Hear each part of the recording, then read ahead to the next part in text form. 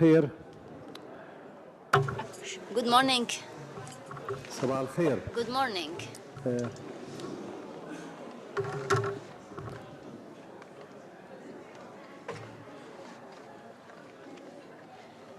قبل ما نبدأ Before we start الجلسة the session, طلب مني أن I was أنوه asked to إنه state الغداء حيكون that lunch will be on the fifth floor in this same building. Lunch will be served in the fifth floor.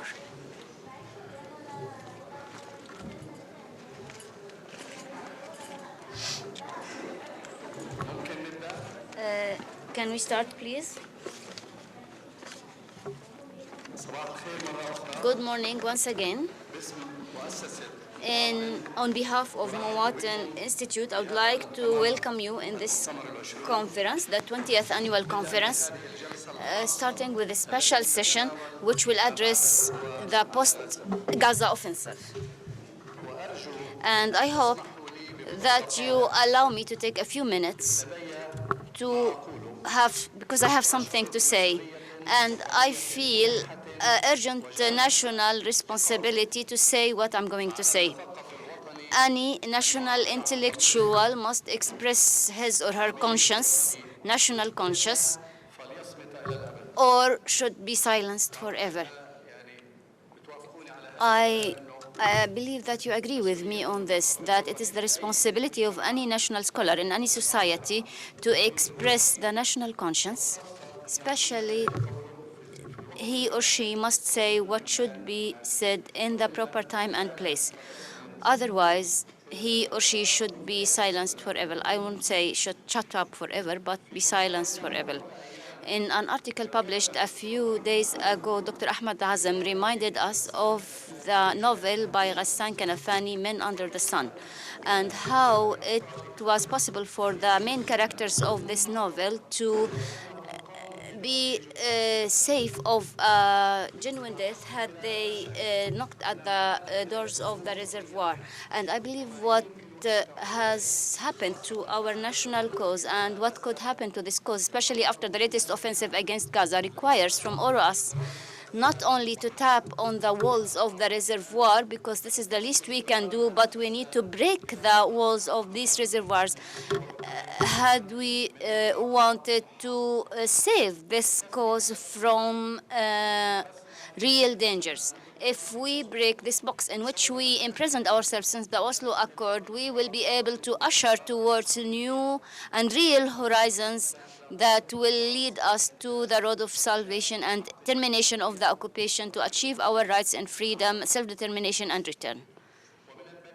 It is for granted that breaking this reservoir or box in which we imprisoned ourselves or in which we were imprisoned since we have entered into the tunnel of Oslo must begin by defining the walls of this box which we are willing to break, because medicine teaches us that the proper diagnosis is more than half of the treatment. While realizing the fact that all of these walls of which the box is comprised are built by the Israeli strategic mastermind, which is the hand behind Oslo and its consequences up till now. And it is a strategic mind that is fully compatible with the requirements and limitations of the Zionist project, being a colonialist replacing project par excellence and more. So what are the walls of this box?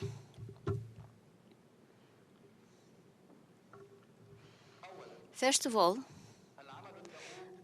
continuous work to fragment and dismember the Palestinian entity.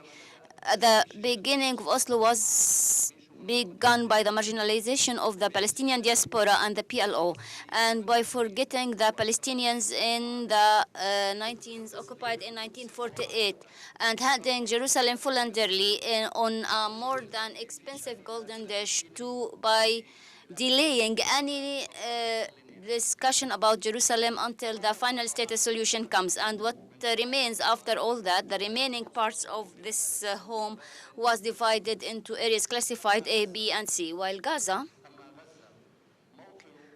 the origin and host of the resistance that continued to cause losses to Israel since the Nakba of 1948, Israel has drawn a different fate and a dual choice. First, the gradual separation between Gaza and the West Bank, which attained by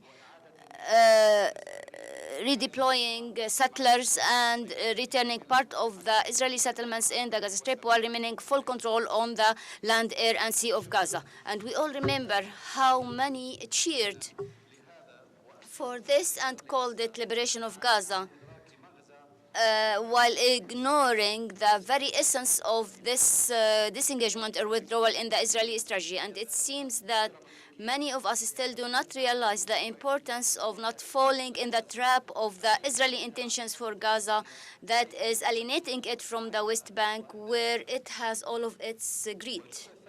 And the second part of this dual choice for Gaza is to subjugate it to a siege which is associated with disciplinary offensives on periodic basis in order to subjugate Gaza and to break the resistance in its home. The latest offensive against Gaza was, like previous offenses, was in the heart of this very context. Second,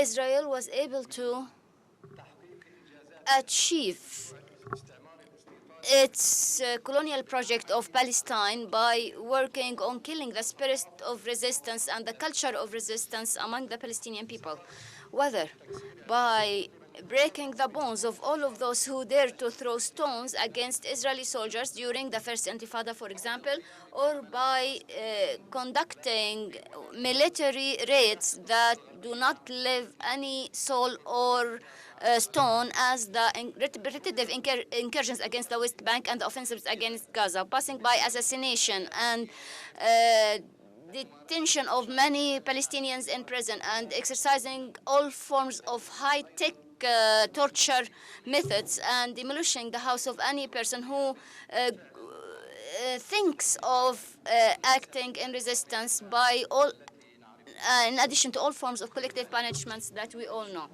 All of this serves the purpose of disciplining Palestinians and teaching them the lesson that they will pay high price if they ever think or undertake any act of resistance. And through the Oslo Accords, Israel continued its systematic and continuous effort to break the soul of resistance and the culture of resistance and to raise the Palestinian conscience against resistance by filling in this conscience by the so-called culture of peace and by also burning this conscience every time it needed to be healed as such. And as a genuine part of the process of distortion of conscience, Rabin has conditioned a term before he was going to sign the Oslo Accord in the White House in Washington in 1993. His condition was that the late President Yasser Arafat sends a written message which was sent on the 9th of September 1993, that is 4 days before the signature of the Oslo Accords, via the Norwegian Foreign Minister Holst, a letter in which he acknowledges the name of the Palestine in the name of the PLO to the right of Israel to exist in peace and security. Notice the right, that literal text, the right of Israel to exist and not only its right to live. And he commits in this letter in the name of the PLO as well to relinquish all forms of violence and terrorism. And notice the formulation, to relinquish violence and terrorism and not to condemn violence and terrorism. This qualifies Palestinian resistance before Oslo by the term of qualification. And in the same letter, he commits to abide by the road to negotiation to reach the final status solution. In other words, the borders, the colonization, the Jerusalem, refugees, water, and so on. All of this long list has only one road to have the rights achieved from the control of the fiercest colonialist project. They were put to the end. And there was a whole negotiation institution that was established to institutionalize negotiation, which has teams of negotiations and head negotiator. All of the terms in this letter, wouldn't it be part of distorting the conscious? And in the Oslo Accord, there is even more fish terms in the term of distorting this conscious, which is the marginalization of the role and place of the Palestinian prisoners by not placing them on the priorities of demands of the Palestinians and by not making them a precondition before signing the Oslo Accords, as was done by all other liberation movements, that they persisted on the release of all of their prisoners from the prisons of their colonizers as a precondition for any accord to be signed. This condition has not been relinquished by any national liberation movement except ours. And what's even more harsh from this relinquishing of the prisoners as part of the most painful forms of distortion of conscience to refer the prisoners to humiliating classifications that reach their summit with the classifications that will be subjected to negotiations. Through this negotiations, institutions will not include those who have Jewish blood on their hands. How could we accept to do this to our prisoners? And how did we allow Rabin to continue the distortion of our Palestinian conscience to this extent? And then someone comes to classify Rabin as the man of peace and the partner of peace and feel sorry for him after he was assassinated. Isn't this an integral part of the distortion of our conscience? Third,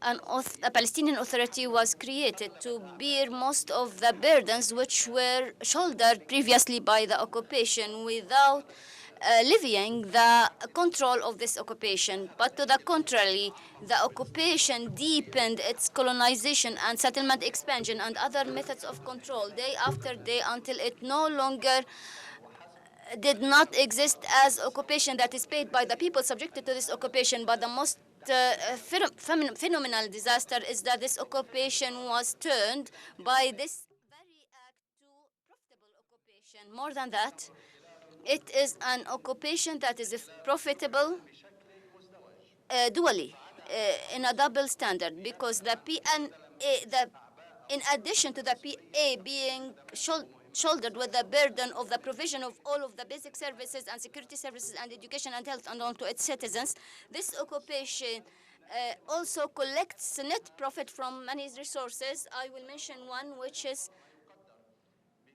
about 30 to 35% at least of the total international assistance provided to Palestine enters directly or indirectly into the pockets of the occupation.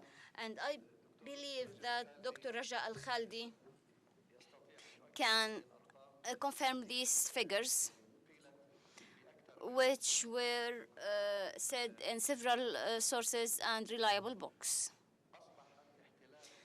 The occupation has then become dually profitable. The fourth argument is that an authority was created without any pillars of authority.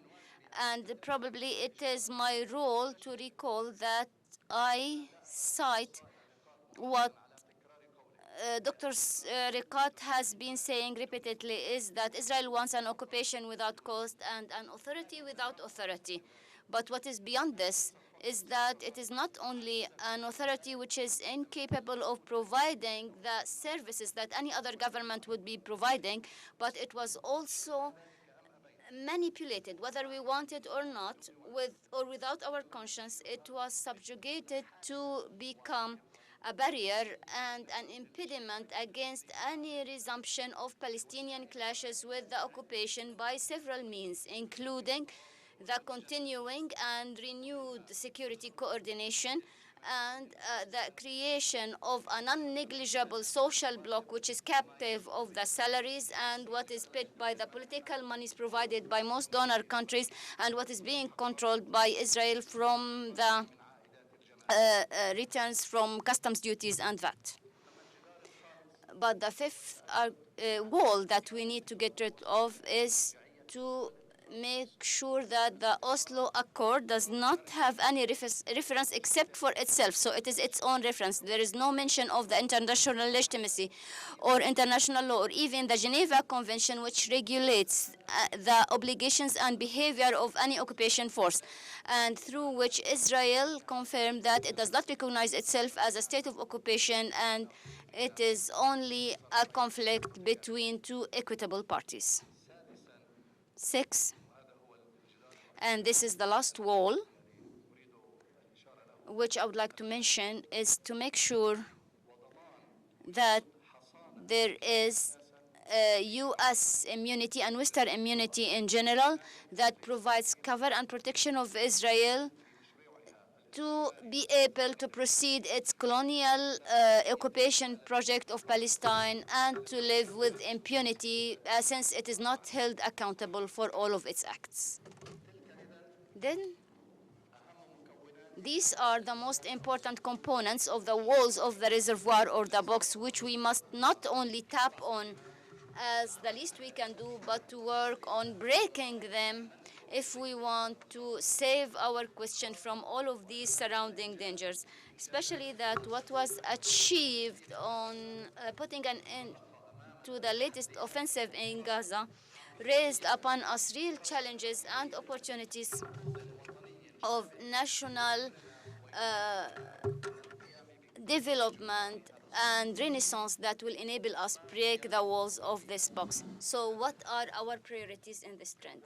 First, to reinforce the return of conscience and regain this spirit of resistance which started to come with new blood in the Palestinian body, to restitute the culture of resistance on our national agenda without limiting it to a single form of resistance, which is the armed struggle or the rockets. The most important is to resume the continuing clashes with the occupation to make it daily pay a heavy price for continuing its occupation. Physical, political, economic, moral, legal, and international price has to be paid. And we can do all this. Second, to take serious steps to put an end to the fragmentation and build on the national unity that appeared during the latest offensive against Gaza, and to continue the united negotiation in Cairo to rebuild the temporary framework of the PLO as an urgent mission to reconstitute the national unity within the framework of the broad national front, which is the precondition of success of any national liberation movement. And this broad national front must constitute a genuine partnership in making national decisions at all levels and to build on the pillars of higher national interest, and it should not wait for a party or a faction to be victorious or not, or be defeated or not in elections, which may or may not come, and which may deepen this split again hadn't there been a predefinition of the pillars of the higher national interest and that there is commitment to these pillars. And the first tasks of this temporary leadership framework under such conception is to conceptualize a new strategy that will redress the failure track on which we have been working for the last 20 years and which will redeem the status of the PLO on new bases, and it will restitute the Palestinian Authority within its real framework as a service arm of the PLO. There's no meaning or value of any reconciliation agreement if it doesn't take these steps and is not based on these foundations. Any delay under any justification of this urgent call to reactivate the temporary leadership framework of the PLO will constitute subjugation to the Israeli continuing effort to impose the split and to prevent us from restituting our national unity. 3. To adopt fully the boycotting and divesting program and to impose sanctions on Israel. It's Masa in Arabic, BDS in English. 4. To activate the role of international law in prosecuting criminals of war, including military and political officials in Israel, in order to deter them from committing more crimes and massacres, including the crime of pursuing the settlement expansion. We can prosecute Israel also for every matter related to its settlement expansion in the ICC. And the first and most important step in this context is to sign without further delay the Rome Statute in order to enable us file a case in the ICC.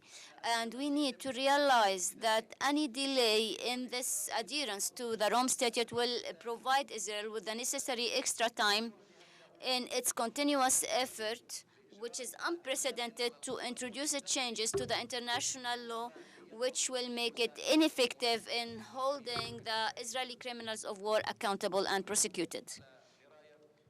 We are fully aware of the Israeli pressures on a number of European countries regarding the universal jurisdiction, even if they are not nationals of these states. 5. Not to allow or accept any arrangements or steps or any other matter that will roll Gaza toward separation from the West Bank. 6. Avoid subjugating the reconstruction of Gaza to any delay or maneuver or polarization between the different factions, and to give extreme priority to sheltering the displaced persons, especially that the winter season is coming. And the best mechanism to achieve this may be the formation of a Palestinian independent technical committee, technical independent committee which is reliable and which will devise the reconstruction program. And we have the necessary institutions and energies and expertise to achieve this objective, especially that it is a duty to make sure in the reconstruction of Gaza that Israel is not allowed to send its goods, especially cement and all other material needed for reconstruction, in order to make more profits on the detriment of the destruction it has done. And it is very sorrowful that to date there wasn't any official Palestinian voice or even state calling Israel to compensate for the damage it has caused in Gaza and redeem the prisoners' movement and their leading role in redressing the track and the national decision-making movement. And the liberation movements teach us that these prisoners have been integral part and even leading any negotiations when it is time again for negotiations. 8, and finally, is to stop fully considering the U.S. as a sponsor of any political endeavor to put an end to occupation. It is enough all of what the U.S. has provided to Israel, from biasness to all of its position and cover to all of its crimes without exception. Thank you.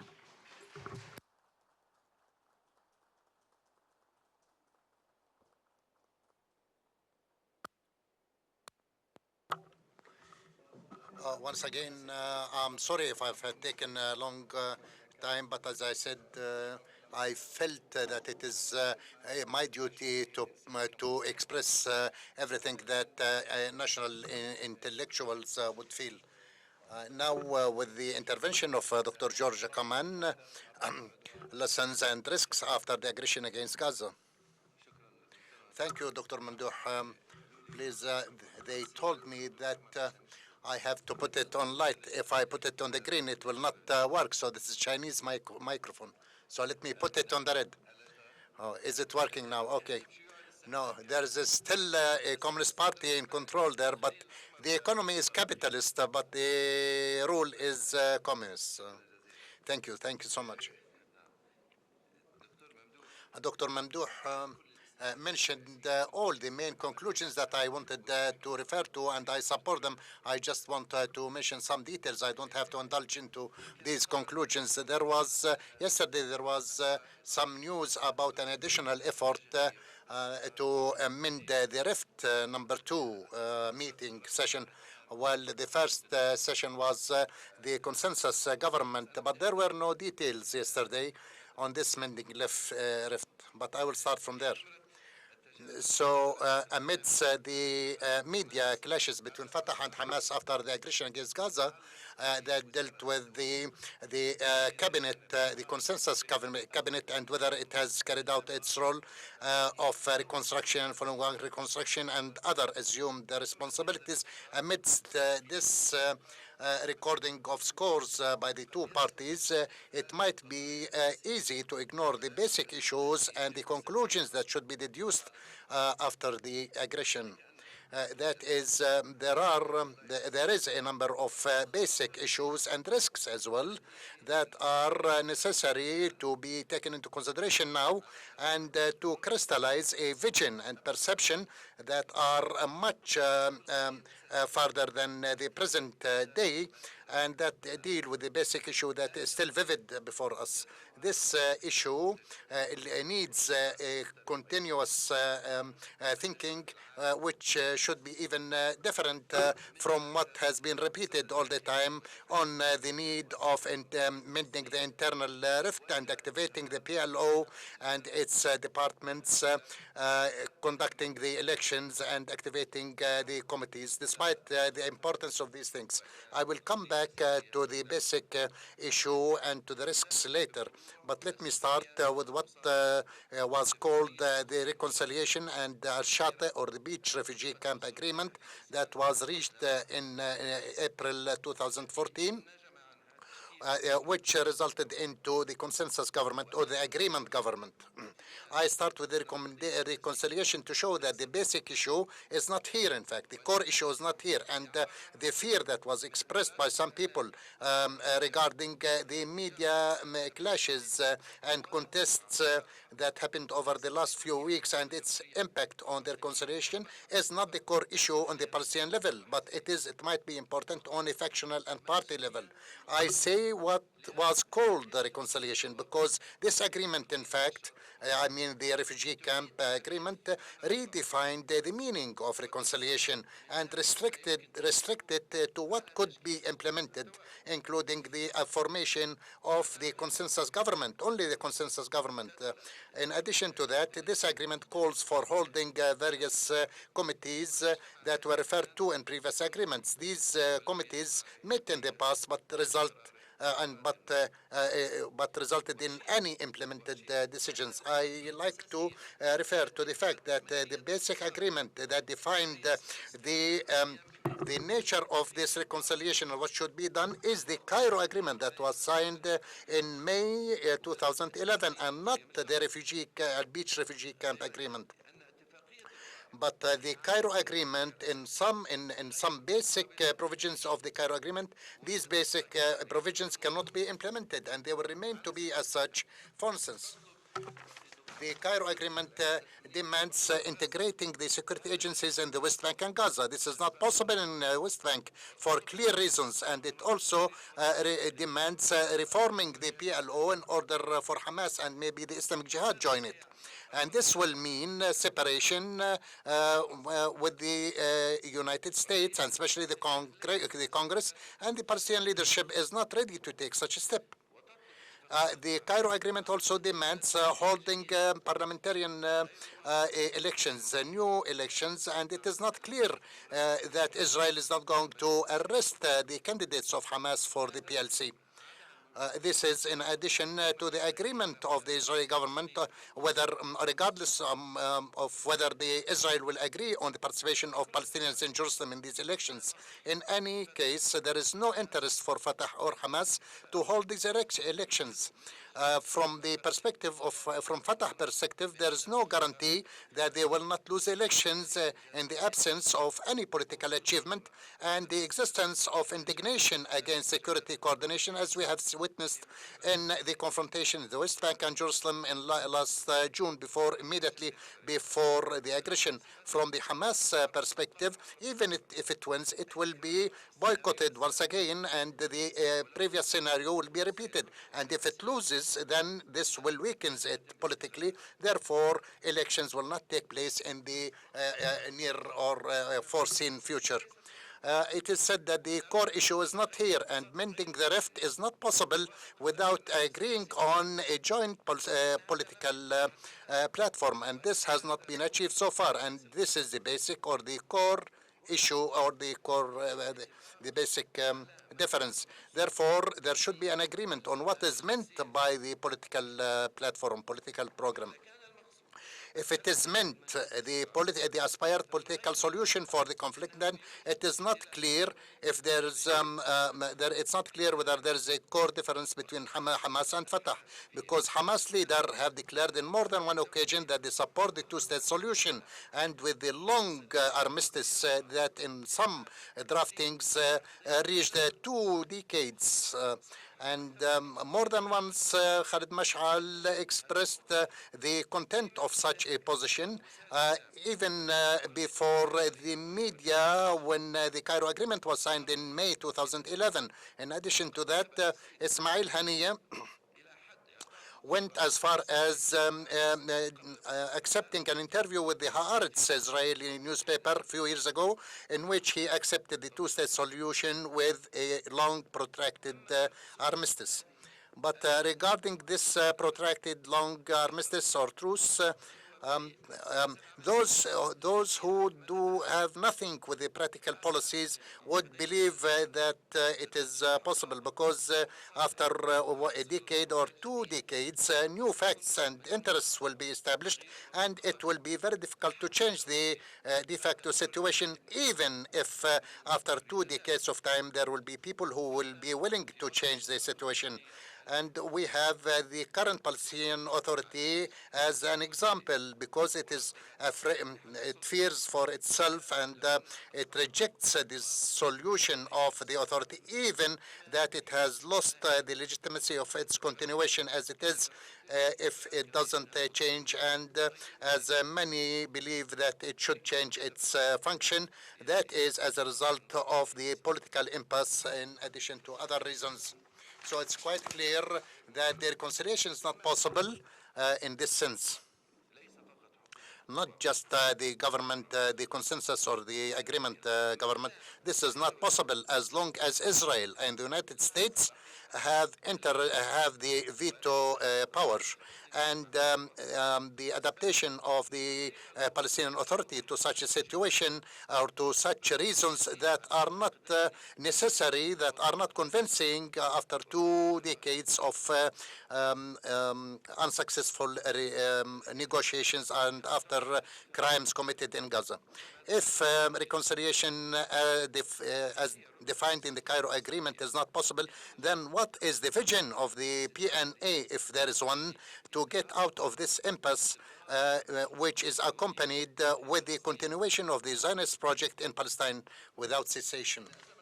The crisis of the Palestinian Authority before aggression against Gaza was, as I said, in the political impasse before it. After 23 years of negotiations since the Madrid conference at the end of 1991 and up until now, the Palestinian Authority has no more time for many years ahead of negotiations, while the acquisition of the Palestinian land is going on intensively, and the Judaization of Jerusalem and settlement are accelerating even during the negotiations. And Palestinians never imagined that the objective of establishing the authority is to work as a major municipality to run the affairs of the civilians in the occupied territories forever under the Israeli sovereignty. This is a crisis, the legitimacy crisis, the legitimacy of its continuation, of the PNA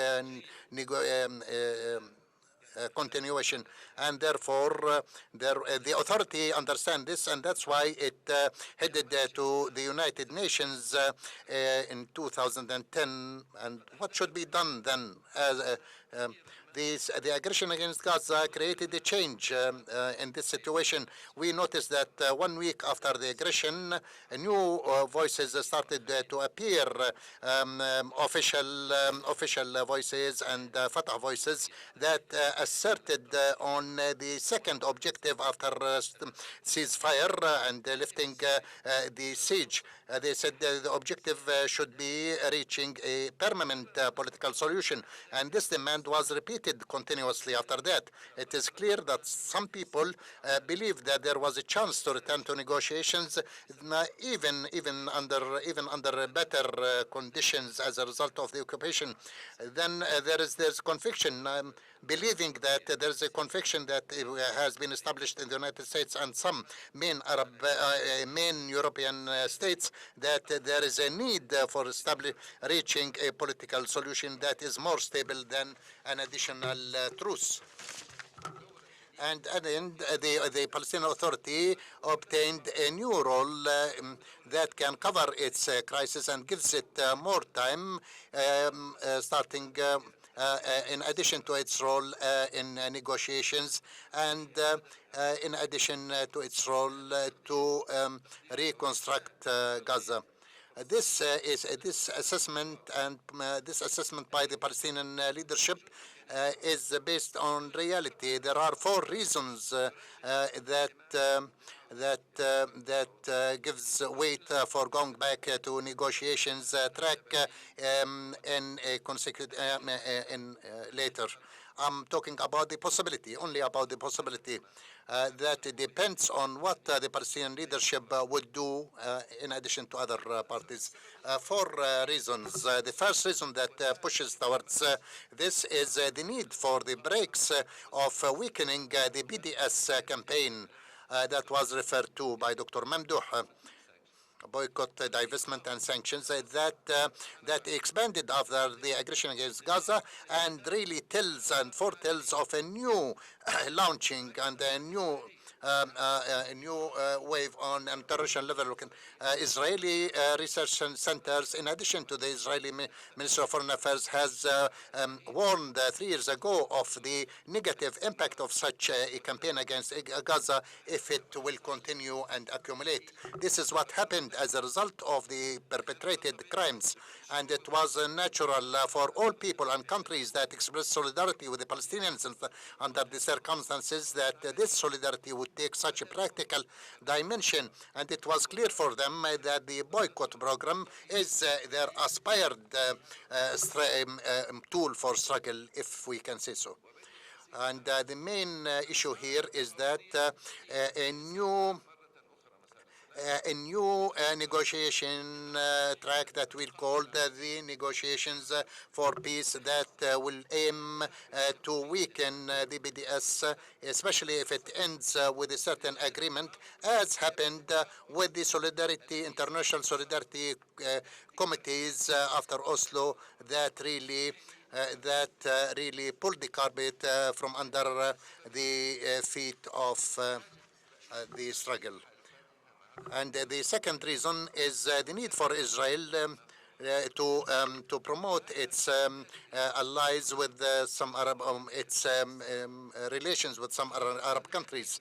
This was clear in the writings of some Arab writers in Arab papers that belong to these regimes, who said that agreeing on the conditions for ceasefire and lifting the siege is not enough, and what is needed is a political track that will end with a larger political settlement, which means that the disarming Gaza can only be possible at the end of a political track.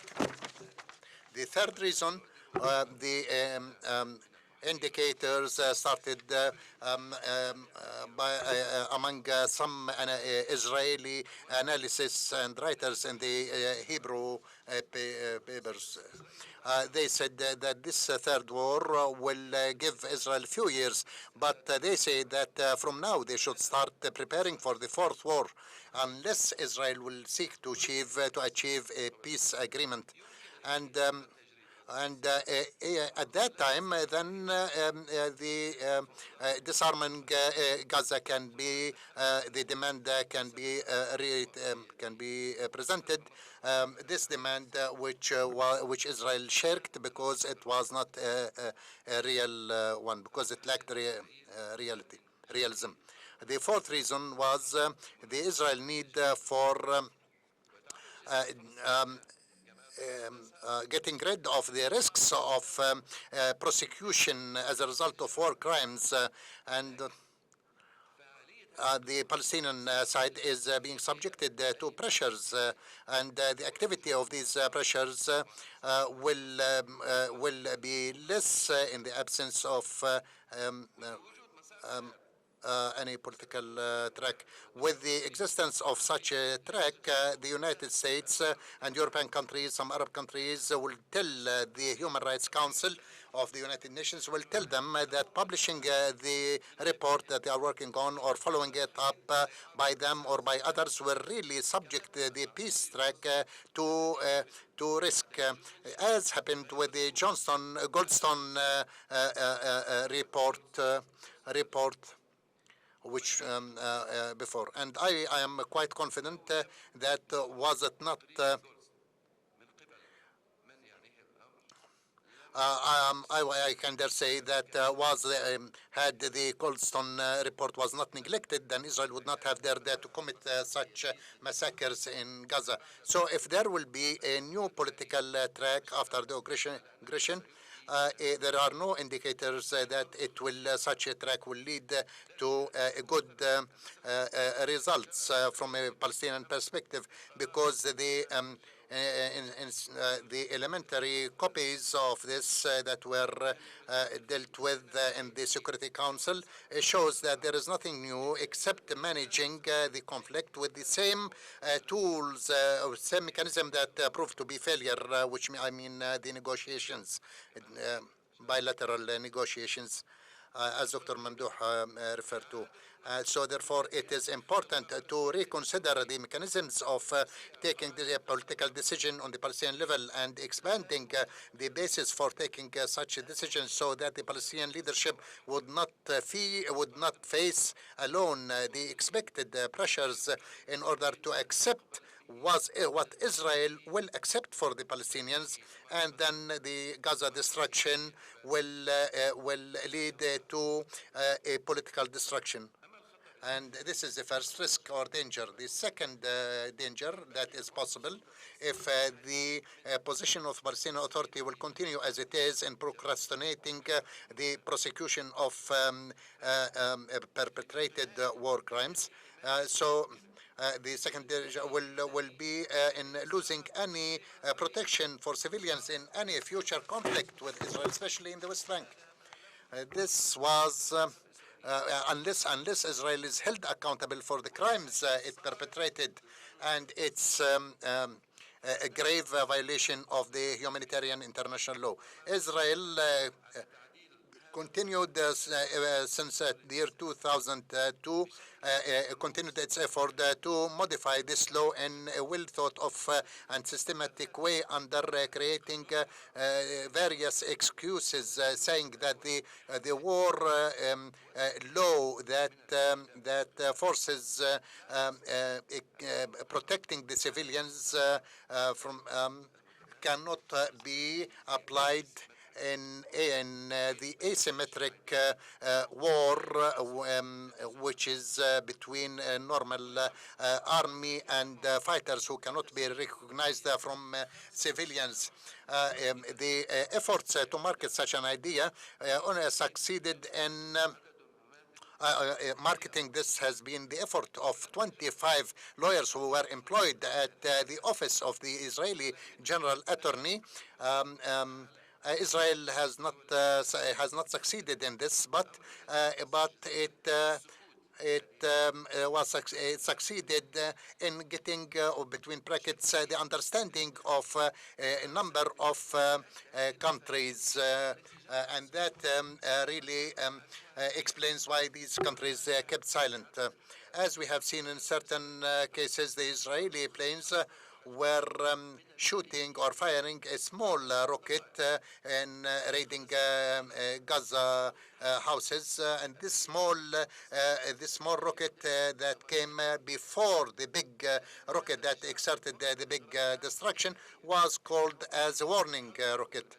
And this was used as a media excuse that they really warned the people. This is a legal excuse that was created, which meant that those who remained in that location after shooting this small rocket will mean that these people are considered these people could be considered as a human shield, voluntary human shield, and they can be targeted. Israel did not succeed so far, as I said, in creating an international legal opinion that supports this approach. But once again, as I said, it succeeded in obtaining the understanding of several countries, including the countries that took part in the invasion against Afghanistan and Iraq, because they also inflicted so much victims among civilians, and so they have an interest to accept this Israeli perception in not differentiating between the fighters and the civilians. The provisions of the international humanitarian law are still the same, and there is an international opinion against such Israeli. But the continuation of all this is conditioned on holding Israel accountable, and those who miss or waste this opportunity of holding Israel accountable will really waste the only means for the protection of civilians, which is the deterrence in any future conflict in Gaza, and not even that, but especially in the West Bank. Let's be frank. Let's be frank.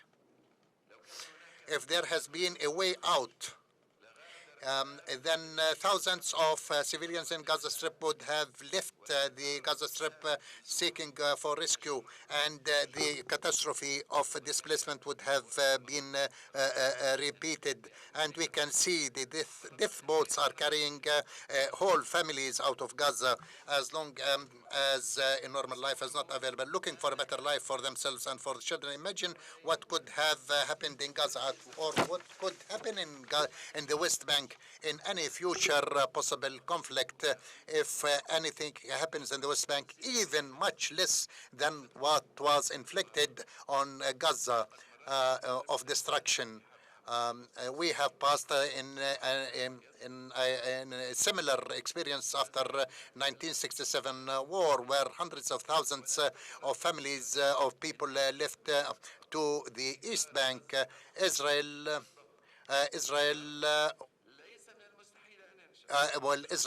if evades the punishment, will really repeat what has happened in Gaza, will repeat it in the West Bank in a situation that is not impossible to happen again in the future. The conflict is open, and the of the Zionist movement will continue. Thank you, Mr. George, and no doubt that your cry or your shout that those who will hesitate or hesitate in moving the file to the International Criminal Court will be held responsible, not just ethical responsibility, but also a national and historical responsibility. Now, many details that you mentioned on how Israel resorted tried to do some distorting modifications for the international humanitarian law. Now we move to the intervention of Professor Abahar Sakka, who we have become fond of listening to his interventions. He's at the he's a professor at the Birzeit University, social science. Good morning, everybody. Thank you very much to Muwatin Institute for inviting me to participate in this exceptional session dedicated to the offensive against Gaza. I put the title of my intervention as Daily Life as Resistance in Gaza during the offensive. And the main problem in any interpretive approach to an event whose characteristics are not very clear will not allow us to do a post reading, which will allow us to formulate a clear reading of the happening. But at least I will try to present this intervention based on three parameters. First, to give some conceptions of the context in which this offensive or war against Gaza took place, and to read the different forms of daily social resistance, which is linked to the steadfastness and resilience, and then try to read the implications of this war on the Palestinian society. First, and very quickly, regarding the context in which this offensive took place against Gaza, it came in the very depth of the crisis which has been enrooted in the Palestinian society and which dismantles its national project and which makes all of the Palestinian society in a state of waiting and aspiration and possibility of attaining an international merit that will be led by the Palestinian Authority to become a member state in the UN.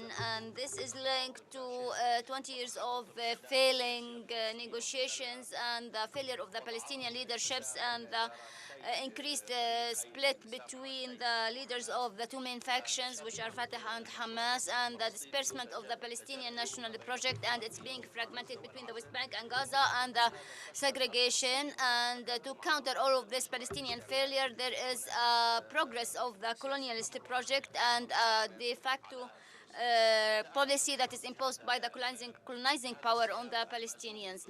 This war came in this situation of crisis at the Palestinian level, and I will try to see how we can address this last war against Gaza by being a constitutional event. Every society in the world has a major constitutional event, and for the Palestinians it was the Nakba of 1948. And there are partial constitutional events, including the latest offensive in Gaza, which can be addressed as a constitutional or partial constitutional event, which is related to make a kind of separation from the pre-war and post-war. And this affects a lot of the people's imagery and the transformation of agents and so on. And I will be based on a well-known reading of Alain Padieu, who sees that the event makes a kind of disruption with what was before and what will come after, and it generates new forms of relations of power. Now, how can we understand this event through the latest offensive against the Gaza Strip? First of all, it is a victory at the conscious level. That is, it was a destruction of the oppression as a strategic term that is only exclusive to the hands of the colonizing power. And the war on Gaza led to some legitimate questions among many people about handling the Palestinian official discourse of what politics being as the art of the possible. And many people started to imagine that politics is also a response to a certain will. And this war, therefore, led to ignoring all of the components of the Palestinian national discourse produced by the PLO and the different factions within this organization, that there are new balances of power and that the arguments of mind are based on these balances of war, and the balance of power is always biased to the side of Israel, and therefore the Palestinian party is the weaker party. So what uh, happened in this war is to regain, as Dr. Mahmoud said, to regain the idea of resistance as a model of by large segments of the Palestinian society, which is not only by breaking the square of fear or launching tens of rockets against the state of colonization, but also by elements on the ground, which is related to acquiring new forms of weapons and the surprise shock in the battles in Ash-Shuja'iyya, Bet Hanun, and Khaza'a, and so on. So we are now facing a reconstitution of the very idea of resistance, that is to change the self-imagination of the weak and redeeming the ideas that the weak also has tools for resistance, and the idea that resistance as a form of learning about oneself. This at the political level, but at the social level, there is an important form of social resistance which was taking place daily during the war, and we have a big number of factors which helped in this process. First of all, the structure of tunnel as a means of resistance, which were not designed by the colonizer. That is the different social segments in the Gaza Strip, not only the political powers controlling the political fate of the society, but also the social groups tried to bypass the scarcity of goods and material by using the tunnels to resisting the siege, and which created an underground economy which was a kind of alternative to the formal economy.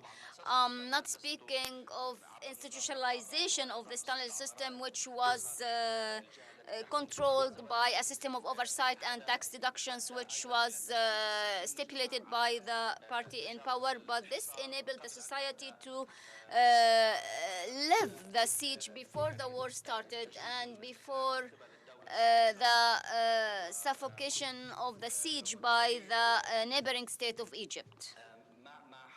So what happened first is that these tunnels helped in enabling the Palestinian society to resist and reinforce their steadfastness as a formal alternative of the formal administration, and it changed the social map where different parties would go to the metropolitan or the center part, and now we have a new hub and people from Rafah who are controlling this new perception of life, and opposite to this economic structure which is being produced by the tunnels as forms of resistance. We have what the society needs for social communication, that is the tunnels operate to allow husbands and wives to reunite and to help people of international solidarity enter into Gaza as well as fighters. Based on these facts, the idea of the tunnel itself is a creative idea, and it is demised on mechanisms which go beyond the mechanisms drawn by the colonizer.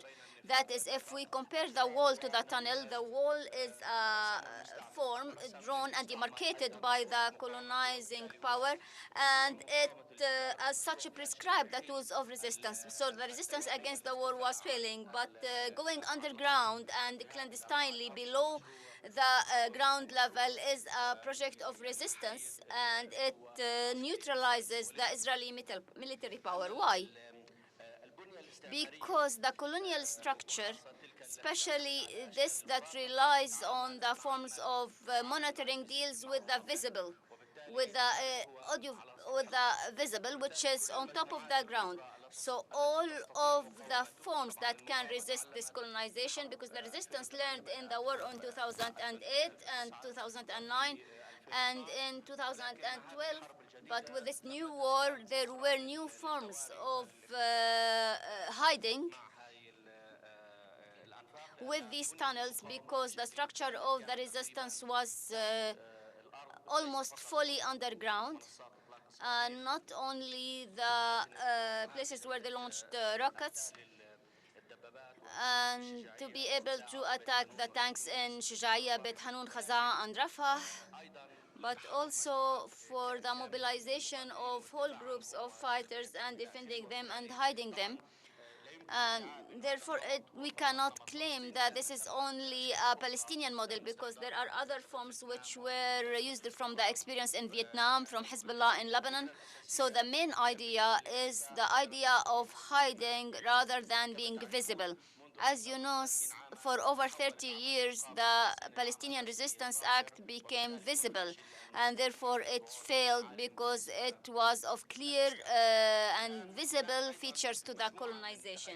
Now, there are a number of factors which played a major role in this social resistance war. That is, historically, the Gaza Strip was dealt with as a group comprising different segments which historically have social and economic disputes between the refugees and citizens.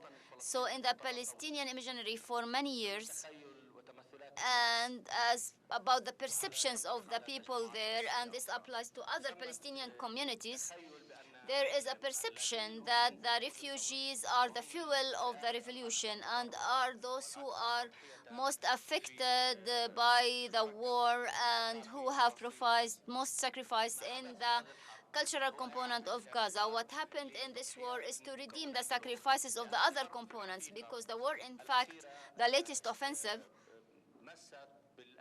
affected mainly the eastern part of the Gaza Strip, or what we called locally from Sikka, that is from the former train station to the east part of the Gaza Strip.